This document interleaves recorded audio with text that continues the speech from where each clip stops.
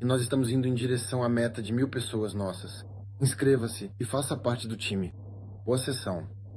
Era outubro de 1720. O navio estava ancorado em silêncio ao largo da costa da Jamaica, coberto pela escuridão da noite. A bordo havia rum. Havia música.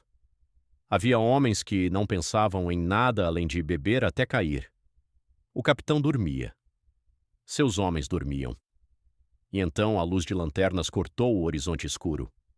Era o sloop William, comandado pelo capitão Jonathan Barnett, enviado pelo governador da Jamaica com uma ordem simples. Encontre Calico Jack. Capture ou elimine. Barnett encontrou. E o que ele viu quando chegou a bordo nunca saiu dos registros históricos. A maioria da tripulação estava inconsciente. O capitão estava bêbado abaixo do convés. 2 piratas estavam de pé. Apenas 2. E ambos eram mulheres. Esse é o fim da história de Calico Jack. Mas para entender como um homem capaz chegou a esse fim, precisamos voltar ao início. John Rackham nasceu por volta de 1682. Não se sabe exatamente onde. Não havia nada de extraordinário em seu nascimento. Não era nobre.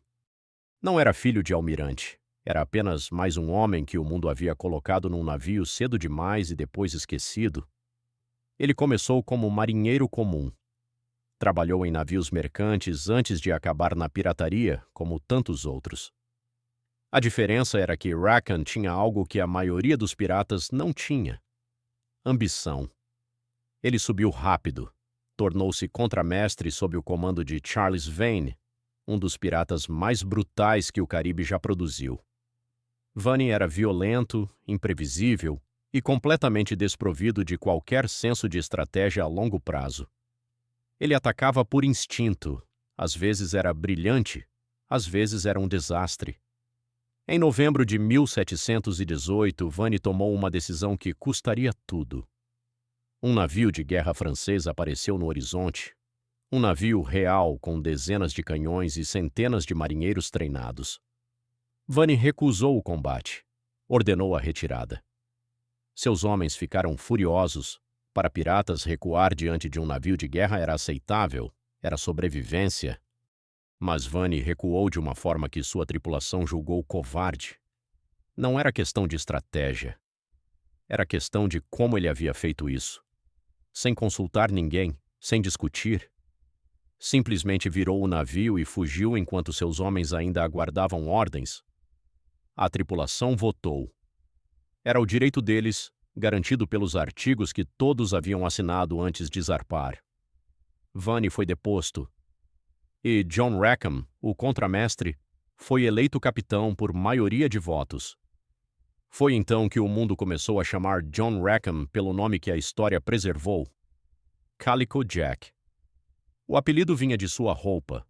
Ele usava camisas e calças feitas de algodão estampado, o tipo de tecido barato chamado cálico em inglês. Enquanto outros capitães piratas se vestiam com o que haviam roubado de navios nobres, Rackham andava com roupa simples de trabalhador. Era uma afirmação de caráter.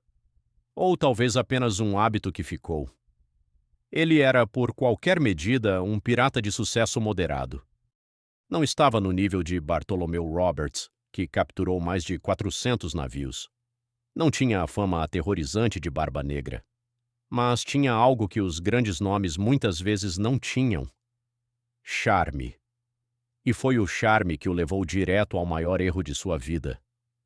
Anne Bonny era filha ilegítima de um advogado irlandês chamado William Cormac e de sua empregada doméstica. O pai reconheceu a filha, o que era absolutamente raro para os padrões da época, e levou sua pequena família irregular para a Carolina do Sul, onde construiu uma nova vida longe dos julgamentos da sociedade irlandesa. Anne cresceu com um temperamento que não combinava com o mundo que a rodeava. Segundo relatos da época, ela espancou um empregado com tal violência que o homem ficou acamado por semanas. Quando tinha 16 anos, casou-se com um marinheiro sem perspectivas chamado James Bonny. Foi um erro. James Bonny acabou se tornando informante para o governador de Nassau, denunciando piratas em troca de proteção e dinheiro. Anne o desprezava com toda a intensidade que sua natureza permitia. E então ela conheceu Calico Jack numa taverna em Nassau por volta de 1718. A atração foi imediata. A consequência foi inevitável. Rackham queria Anne. Anne queria sair. E nenhum dos dois estava muito preocupado com o que o resto do mundo pensava a respeito. Eles fugiram juntos.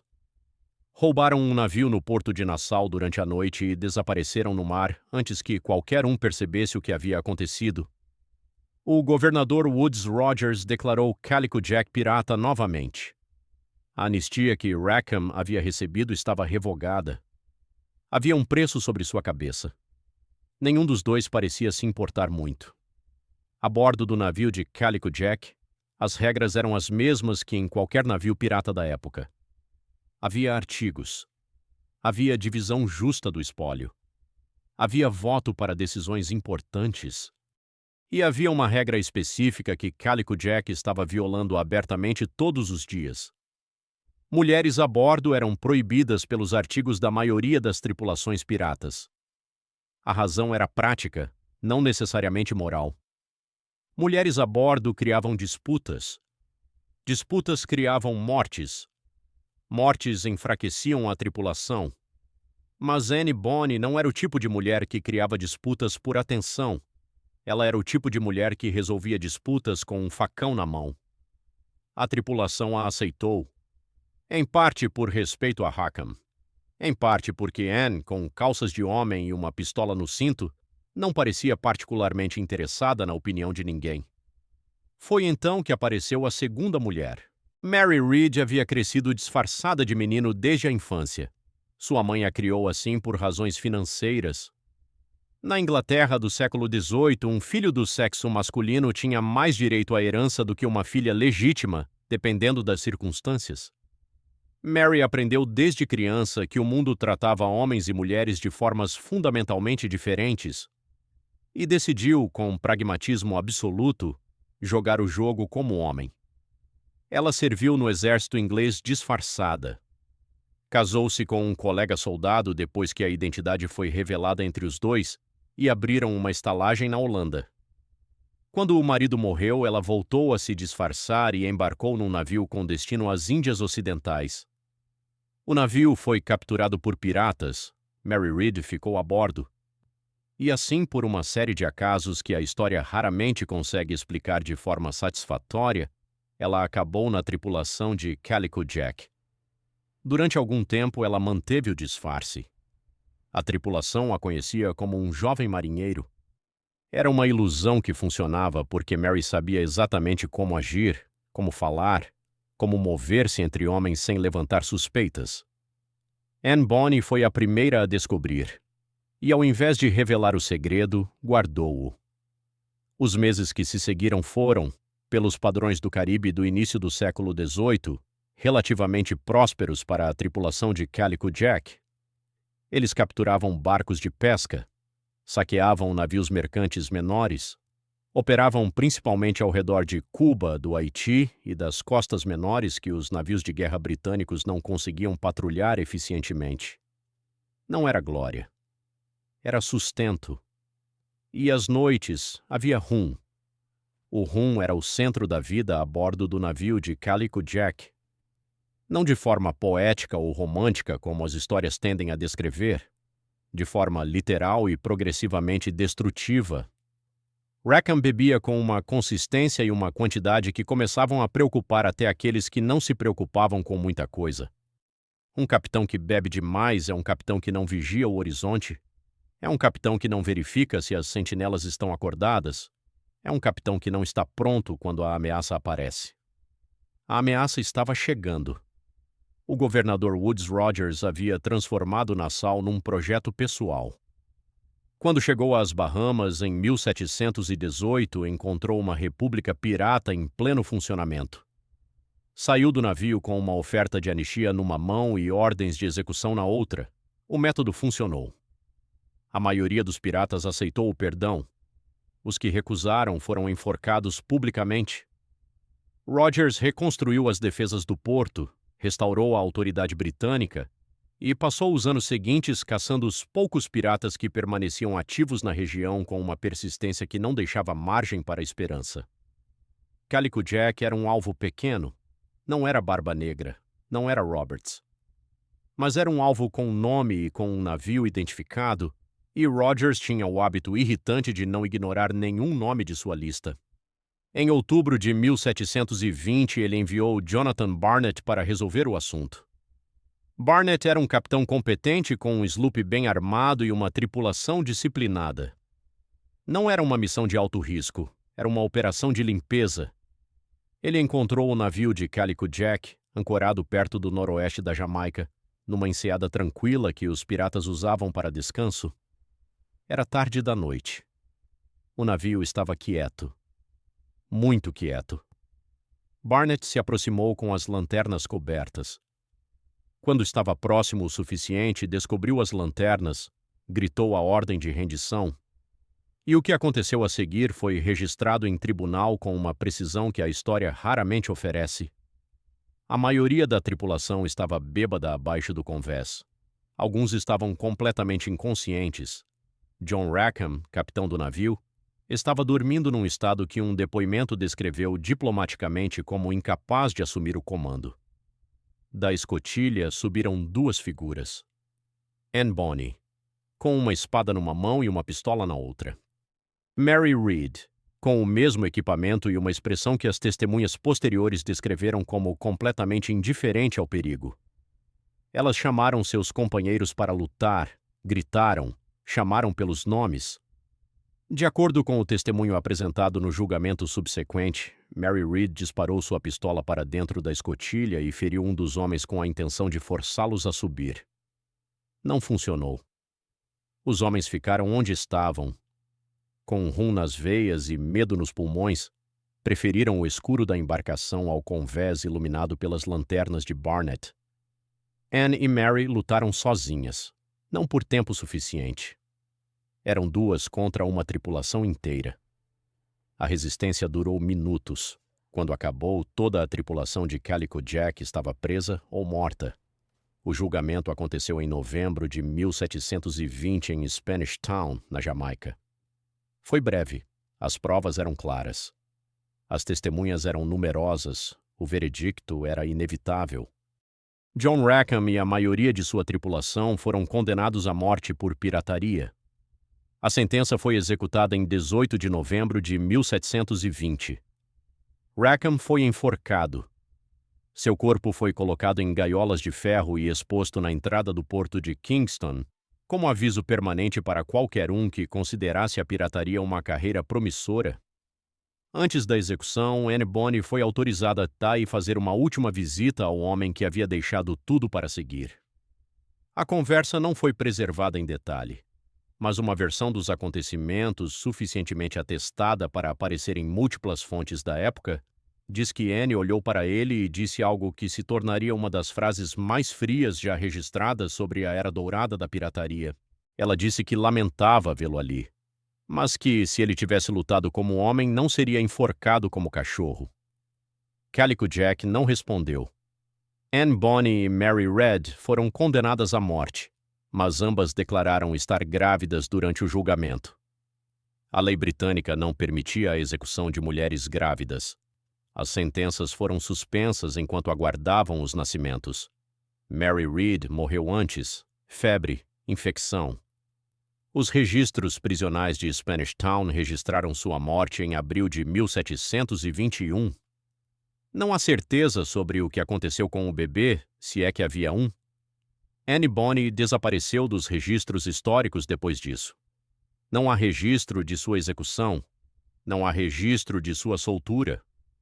Há uma teoria, apoiada em genealogias americanas posteriores, de que seu pai usou dinheiro e conexões para tirá-la da prisão e levá-la de volta para a Carolina do Sul, onde viveu sob outro nome, casou-se novamente, teve filhos e morreu de velhice por volta de 1782. Não se pode confirmar isso. Mas também não se pode desmentir. O que se pode dizer com certeza é que o maior pirata da história de Calico Jack não era Calico Jack. Era a mulher que ele havia levado para o mar e que, na noite em que tudo acabou, foi a única disposta a ficar de pé. A ironia da história de Calico Jack não é que ele morreu. Piratas da Era Dourada morriam sempre. Eram enforcados ou afogados ou mortos em combate, ou devorados por doenças tropicais que não tinham nome. A morte era o destino padrão de todos que escolhiam aquela vida. A ironia é como ele morreu. Não num combate glorioso, não defendendo seu navio com a espada na mão e o vento no rosto, dormindo, bêbado. Enquanto as duas pessoas mais corajosas a bordo lutavam sozinhas acima de sua cabeça contra uma tripulação inteira. Calico Jack deixou um legado, mas não o que pretendia. Seu nome sobreviveu principalmente porque estava ligado ao de Anne Bonny. Sua bandeira sobreviveu, a caveira com duas espadas cruzadas que ainda aparece em filmes e livros e camisetas vendidas em lojas turísticas do Caribe. Mas o homem por trás da bandeira é lembrado sobretudo pela forma como falhou na única noite que realmente importava. A era dourada da pirataria terminou não com heróis de última hora, mas com homens que ficaram embaixo do convés enquanto o mundo desabava acima deles. Terminou com navios de guerra que não podiam ser combatidos, com governadores que não podiam ser subornados, com anistias que tinham prazo de validade. E terminou, para Calico Jack, com Anne Bonny parada no convés sozinha, segurando uma espada que não era suficiente, olhando para um horizonte que já havia sido perdido horas antes de ela perceber. O Caribe está lá hoje. As águas ao redor da Jamaica são as mesmas águas. Os ventos são os mesmos ventos.